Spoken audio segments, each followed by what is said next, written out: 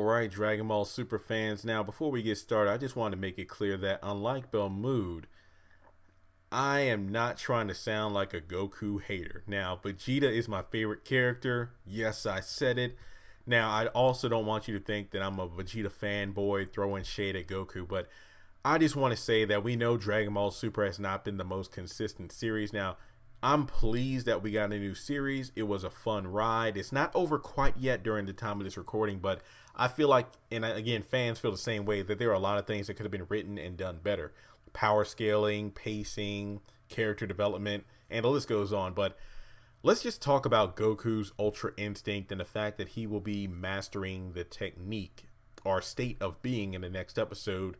Hence the whole white or silver hair transformation. Now, I do find it interesting, don't get me wrong. And Ultra Instinct, when I first saw it, I was like, oh man, what? First we had Goku with just red hair.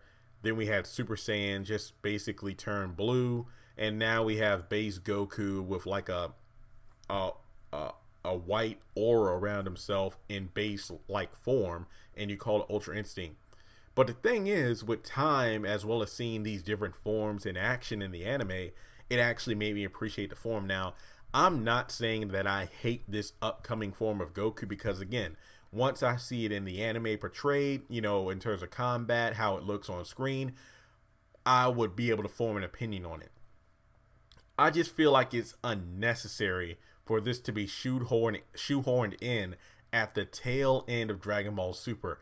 If it were me, I'd much rather have it where Goku had a better grasp of Ultra Instinct. Now, I won't be able to say whether or not he would be able to defeat Jiren, but I feel like at the end of the day, he would have a better grasp on it, and with work, he would be able to master it. Same thing with Vegeta with his Limit Breaker form. He would just reach new levels of that. Remember, he said, Kakarot can keep his Ultra Instinct. I'll find my own way of defeating Jiren. And he found his own way of powering up. But I just feel like, with the more he transforms into that state and powers up, the more power he'll be able to dig in himself. But when it comes to Goku, it does I find it annoying, the fact that he is going to be able to master this form. And, wow. He's going to be able to master this form. And the gods it's just...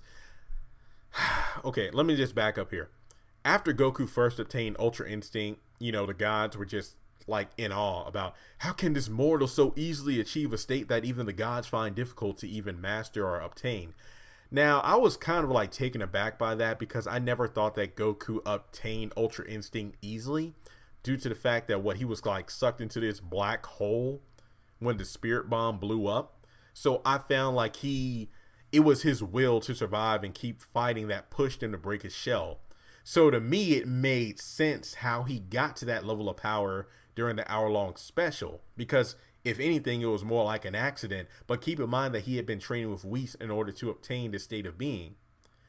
Then from there, he achieved Ultra Instinct against Kefla when he was pushed to the limit, because again, it's all about him on the verge of losing, but it's his indomitable will to fight that pushes him over the edge, and then he re-enters the state of being Ultra Instinct once again. But as we pointed out, he's able to defend but not able to attack without thinking, hence why his attacks, like his punches and whatnot, weren't able to damage Kefla that much. If I'm not mistaken, it looked like when he was Super Saiyan Blue times 20, his one clean hit on Super Saiyan Kefla seemed to do more damage than Ultra Instinct's Goku's punches did against Super Saiyan 2 Kefla.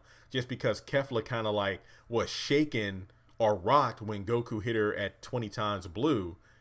But against Ultra Instinct's many interesting and powerful techniques, it wasn't able to damage her that much at all. She pretty much got up and shrugged them off. She was just frustrated that her own moves wouldn't work. But when it comes to Goku mastering Ultra Instinct, I do find it just very unsettling due to the fact that it's only been a few minutes. I mean, literally, again, I don't think it was unbelievable or cringeworthy that he obtained Ultra Instinct to begin with because of the whole Spirit Bomb situation. But for him to reach a state of mastering it after so little time, it does come across as a bit, very rushed in my opinion. And I guess the bigger question is, With Goku obtaining this level of Ultra Instinct, is he now going to be the Saiyan that Beerus dreamed about, like the Saiyan warrior, the Super Saiyan God or whatever? Because he even said it. I believe the name was Super Saiyan something, Super Saiyan God, but Ultra Instinct, as we know, is a completely different name in itself. And also look at the fact that with Goku obtaining this new state of being, will this inspire Beerus to get off his butt and actually master the form himself? We'll just have to wait and see. But overall, I'm not trying to be a hater. It doesn't have anything to do with Goku. It's just the fact that the writers are kind of like, okay, Super's ending, so we have to like push everything to the printers or the script or whatever. We had to get this out as soon as possible. I feel like Super would have ended on a better note if Ultra Instinct was something that he was still working to master, rather than him mastering it before the end of the tournament. Now, those are just my thoughts. Let me know your thoughts in the comment section below, and I'll talk to you later.